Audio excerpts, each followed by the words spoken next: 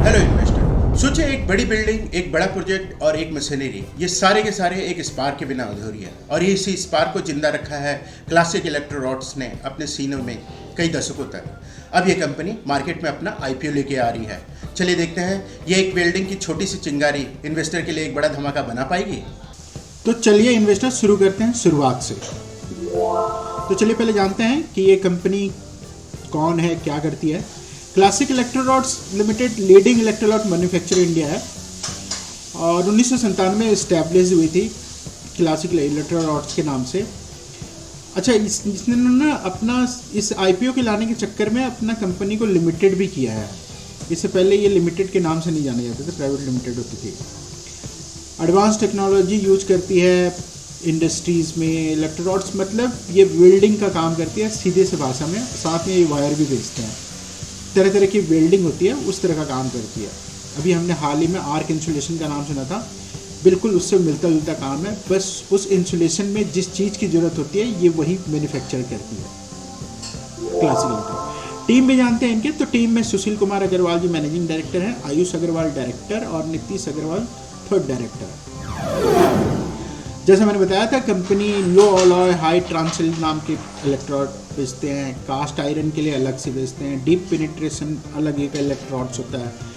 तो ये अलग अलग इलेक्ट्रोड्स ही बेचते हैं, वो इंसुलेशन में ही काम आता है। CO2 सॉलिड मिक वायर भी बेचते हैं। वायर के दो प्रकार बेचते हैं, एक ये है, एक दूसरा CO2 सॉलिड नॉर्मल है।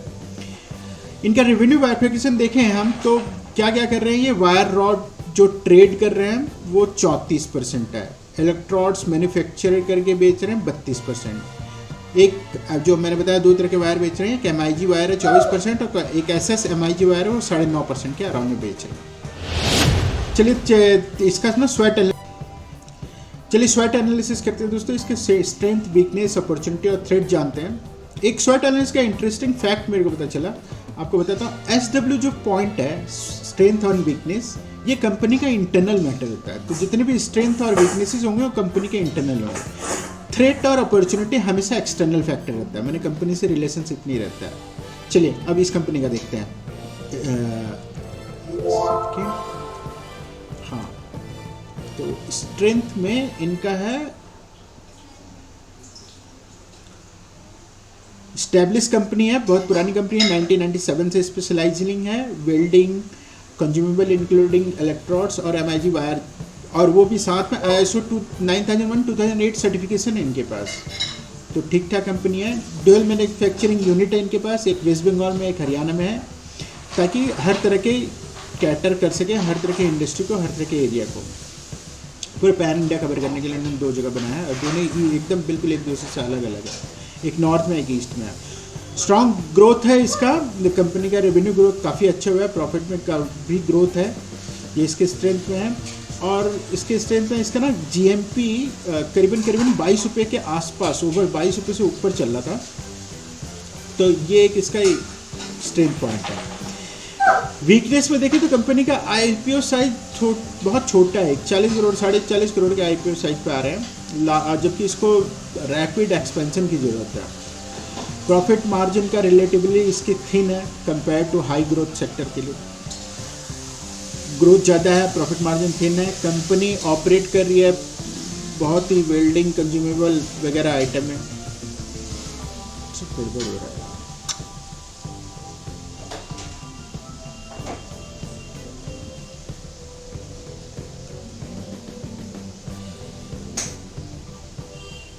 वीक्यू के इसके वीकनेस के बारे में जानते हैं। कंपनी के IPO का साइज जो है बहुत कम लाया है इन्होंने, 40.5 करोड़ के आसपास है, जबकि इनको लार्ज स्केल में एक्सपेंशन की ज़रूरत है।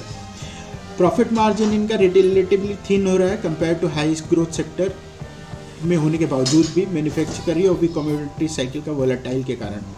कंपनी ऑपरेट कर रही है बहुत ही कम्पिटिटिव वेल्डिंग कंज्यूमर मार्केट में। प्रेशर है, बहुत डोमेस्टिक का भी प्रेशर है, इनका ग्लोबल प्लेयर भी प्रेशर है। लिमिटेड ज्योग्राफी डाइवर्सिफिकेशन है, एक बियॉन्ड करंट मैन्युफैक्चरिंग हब जो कि इनका लॉजिस्टिक में एफिशिएंसी डाल सकता है, क्योंकि दो ही मैन्युफैक्चरिंग यूनिट है और दोनों ही एक दूसरे से बिल्कुल अलग बगल है। चलिए आगे देखते हैं अपॉर्चुनिटी क्या क्या है कंपनी के पास। कंपनी के पास इंफ्रास्ट्रक्चर इन्वेस्टमेंट काफ़ी अच्छा है कंपनी का। हाई ग्रोथ है, पोटेंशियल है एक्सपेंड करने का इनको अपने पोर्टफोलियो का, एडवांस बिल्डिंग सॉल्यूशन ला सकते हैं ये, आईपीओ से फंड रेज कर रहे हैं जो कि प्रोडक्शन कैपेसिटी और टेक्नोलॉजी अपग्रेड करने में इनका हेल्प करेगा, और एक्सपोर्ट का इनके पास काफ़ी है, एक्सपोर्ट का अपॉर्चुनिटी, क्योंकि एक्सपोर्ट ना के बराबर है इनका भी होता है, तो एक्सपोर्ट पोटेंशियल पूरा का पूरा खाली पड़ा है। थ्रेट्स देखते हैं, थ्रेट्स में कंपनी का इकॉनमी स्लो डाउन होगा तो कंपनी की डिमांड स्लो डाउन हो जाती है, इकॉनमी के पूरी तरह से है।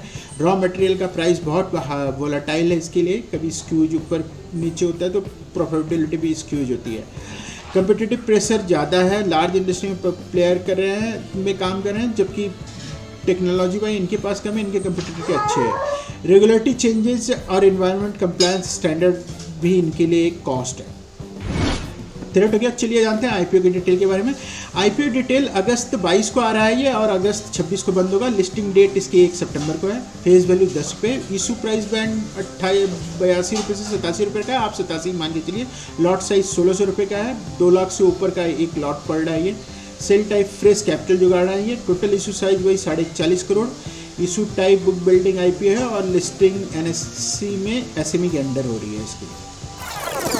देखते हैं कर क्या रहे इस पैसे का। तो ऑब्जेक्टिव क्या है इनका?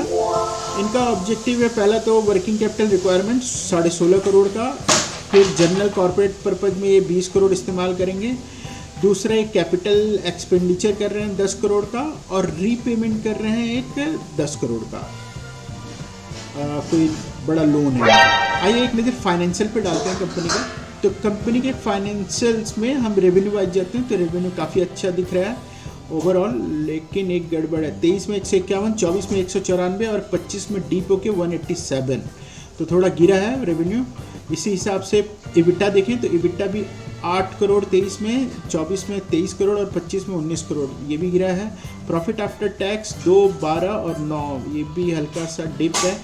नेट वर्थ में बढ़ोतरी हुई है, कंपनी के एसेट में बढ़ोतरी है, और टोटल बोरोइंग देखें तो 46 से 53 करोड़ हुआ है 24-25 की तुलना में, ये भी बढ़ा है।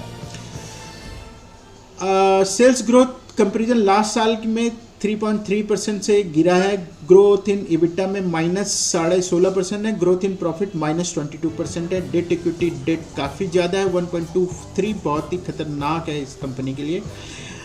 अब इसका ROCE देखें तो 17.68, ROE 24.66, ROE ज़्यादा है, मतलब कंपनी डेट का इफिशिएंटली यूज़ नहीं कर रही है। प्री आईपीओ में कंपनी की EPS 9 रुपये 32 पैसे और पोस्ट आईपीओ में 5 रुपये 81 पैसे, और PE देखें तो 9.33 और पोस्ट आईपीओ हो जाएगा 14.97। इंडस्ट्री का PE 31 आ रहा है। इसकी फेयर वैल्यू जो बैटरी है, मतलब लगभग डबल बैटरी है इसकी, 180 रुपीज़ के आसपास बैटरी है।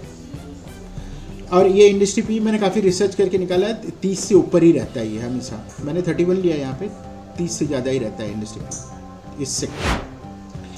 ग्रे मार्केट के प्रीमियम की बात करें तो ग्रे मार्केट में 20 रुपया प्रीमियम पे चल रहा है, यानी 107 रुपये पे इसकी लिस्टिंग हो सकती है, लेकिन मेरे हिसाब से ये जाना चाहिए, काफ़ी ऊपर जाना चाहिए। 150 रुपये तो कहीं नहीं गया है, मेरे को ऐसा लग रहा है। अब आप बाकी आपके ऊपर है। नंबर ऑफ टाइम सब्सक्रिप्शन देखें तो 2 टाइम्स ये ऑलरेडी फुल है। आज 23 है, 24, 25 और 2-3 दिन इसके पास हैं कंपनी के पास, तो 30-40 गुना बढ़ेगी ये कंपनी। ठीक है दोस्तों, थैंक यू।